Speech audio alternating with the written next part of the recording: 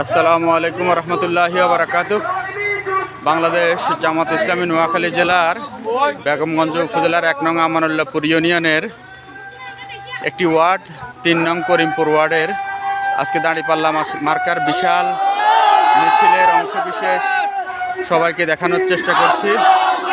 আলহামদুলিল্লাহ, একটা ওয়ার্ড মিছিল হিসেবে বিশাল এক মিছিল দাঁড়িপাল্লা মার্কার